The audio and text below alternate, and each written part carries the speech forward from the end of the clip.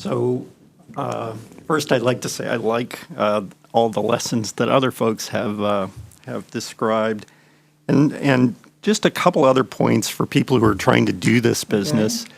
I think a thing that industry is figuring out, and that we in the government are starting to figure out, is that the most senior leader in an organization must make this a priority, or it's not going to happen. Excellent point. So the scorecard that I mentioned earlier is given to the Secretary of Defense every month.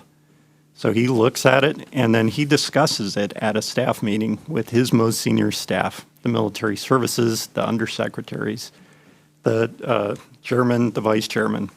So this gets senior management attention, and there is some detail there about how we're doing in different areas. So they can talk about what they want to do to make the numbers better. Another one is this business in DoD of trying to get some of these basics done has been challenging, and we finally figured out, we cybersecurity people, that we created two castes of people, one cybersecurity people and another the IT workforce, and they cannot be different.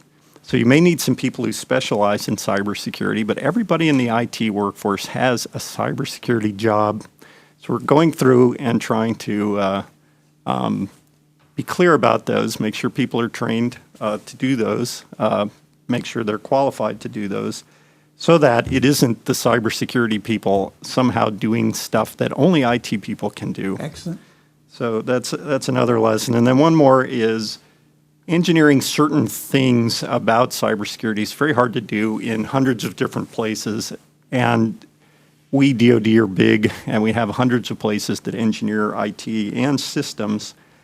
So we've been trying to centralize certain things more. So the engineering, for instance, of our upcoming Windows 10 deployment, tried to engineer the image with the top, say, 50 applications on it centrally. The military services, NSA, DISA, and Microsoft, for instance, have all thrown in on that, so that we have a better chance of getting a properly configured computer out there in the DoD somewhere amongst the 5 million or so computers Right. that we run. Right.